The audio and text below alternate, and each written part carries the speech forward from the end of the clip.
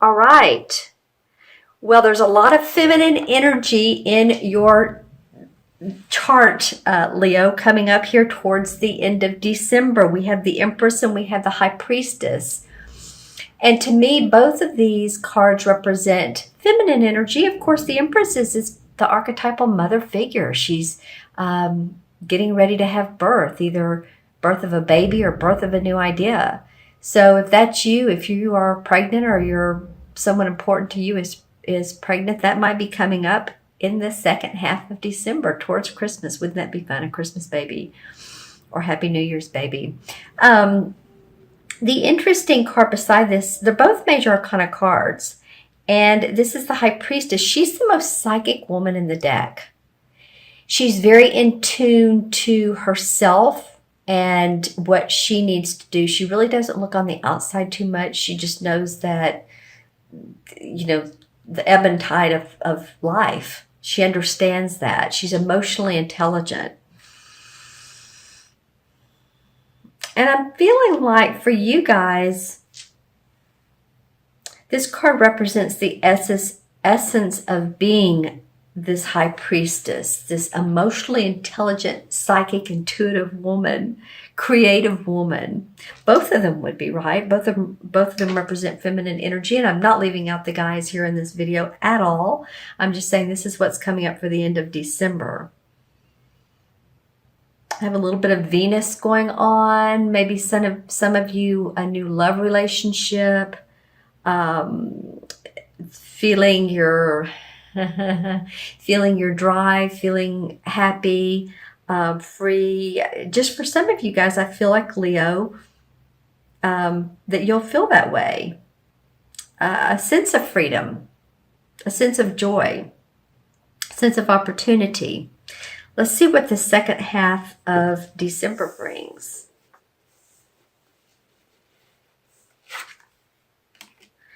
Well, now we have the men. Well, no, we have one woman, sorry. We have the King of Cups, which is usually a Pisces, Cancer, or Scorpio water sign, sun, moon, or rising. Then we have the Queen of Swords. Lots of people energy, let's just say that. The swords represent the air signs, Libra, Gemini, or Aquarius. So we have the King of one, which could also be a woman, and then we have the Queen of another, which could also be a man. I was talking about love earlier. Some of you may be falling in love with one of the water signs. And it's interesting, too, how we have this very... what I want to call the High Priestess. She's very much in her own skin. Then we have this under her, the Queen of Swords, the Queen of Swords is decisive, intelligent, analytical. She cuts through the air. She doesn't pull any punches. She may seem sharp-tongued at times, but she means well, So yeah, you all just have some energies of, here we have this is love and birth and maybe a new birth of a project going on for some of you that you're excited about. This could be in a relationship with someone else. Then we have the more studied, adamant, focused side here. And this Queen of Swords is... what I am noticing this time more than ever is she's holding her hand out.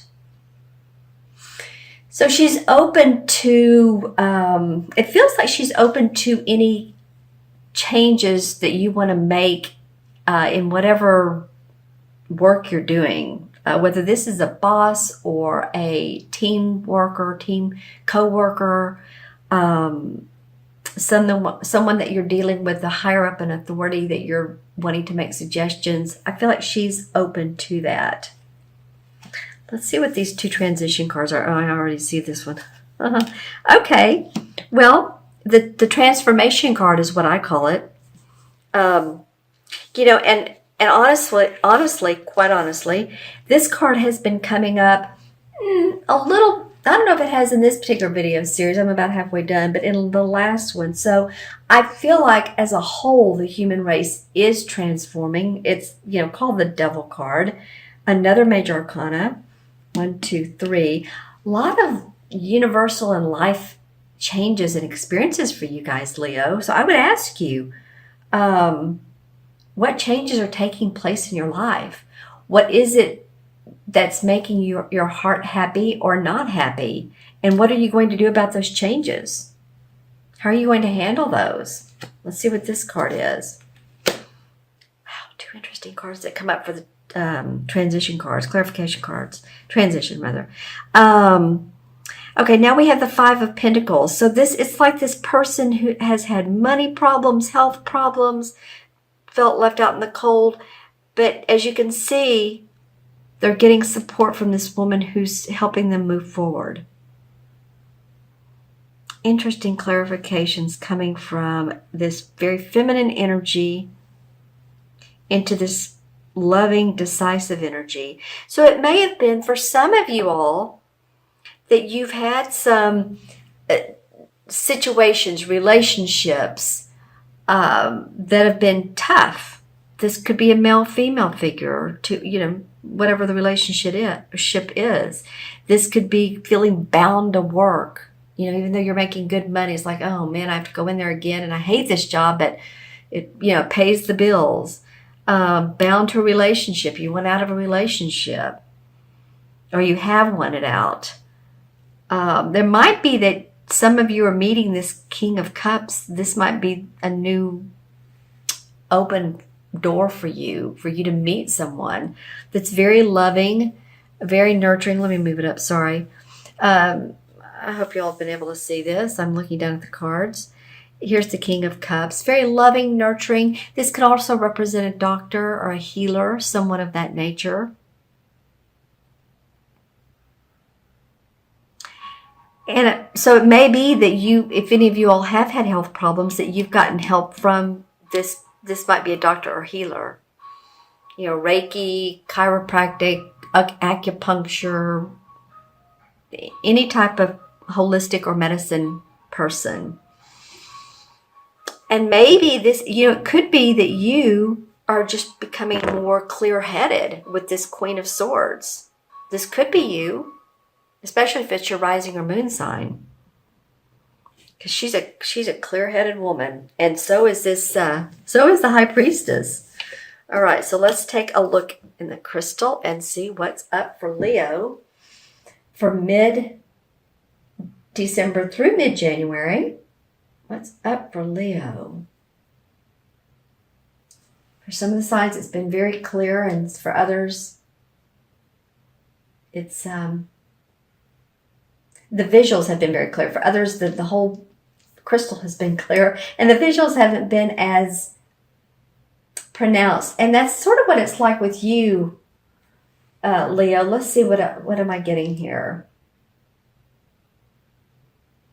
Well, I am seeing a visual of shattered glass, and below that is a rainbow of colors. So, that might mean a couple things. Yes, it could mean that you shatter some glass, you break some glass, you might be a sliding glass door. Hopefully not. Be careful. Be careful in the car. But, it might be also, sometimes when I see the shattered glass, it could be a breakthrough. Think about that. What are you breaking through? Are you breaking through your spirituality, your relationships, your career, new momentum? That might be for some of you. Let's see if there's anything else for Leo. I see some of you purchasing a new home. And excited about it. Some of you will have landscaping to do, and I don't think this is the time of year that you do that, depending on where you are in the world. But it will be coming up, and some of you will be purchasing homes that it's like your comfort zone. You're excited about it. It's new. It's something you've wanted for a long time. It's not necessarily huge. It's just a nice, comfortable home. For some of you, it may feel like your mansion. For others of you, it may feel like a tiny home. I'm just saying that's coming up for some Leos. Let me see if I can get any chakra colors for Leo. Well, the first and the seventh. So the first is about staying grounded. It's the first chakra is located at the base of the spine. It has to do with us feeling secure about money, finances, just secure in our material world. The seventh chakra has to do with, it's on top of the crown of your head, of course, and has to do with anything psychic or intuitive, and that would be this woman. And do I have a grounding chakra? I do not on the table right now, but that would either be a black or a red crystal. So if any of you guys are into crystals, so it's interesting how nothing in between came up. And some of you may be working on your heart chakra or your third solar plex. I'm just saying the first and the seventh are what is coming up for you, Leo.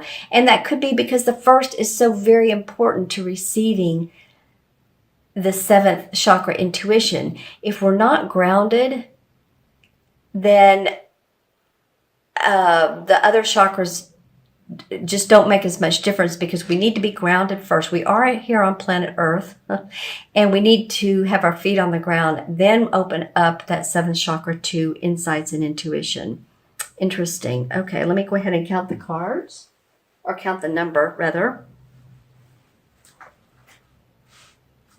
Okay, and so we have 3. Both of these, this is 3 and this is the second one of the major arcanas. 3 and 2 is 5. And then we have 15, so that's 20, 21, 26, 27. 2 and 7 is 9. And 9 in numerology is all about completion, endings, and being okay with that and seeing that these endings are for the best, for your total divine transformation. And that's, I'm sorry, I don't mean to talk away from the camera. That's possibly what this particular card here means, that you're coming out of the abyss feeling, possibly, and going into a new transformation. And the 9 card of the major arcana is the Hermit card. And the Hermit card comes up when we need to look at our own path. You know, it's the card, if you remember, it's the wise guy with the long beard, and he's holding the lantern. It's at night, and he's looking for a clear path. He could be a college professor. He could be a teacher, a wise person, like I said, a therapist, a counselor. You know, that kind of came up a little bit here. So if any of you guys are a therapist or a counselor, or you do... or if you're a professor, any of that type of work, it could mean you, or it could mean that you're seeking that type of wisdom.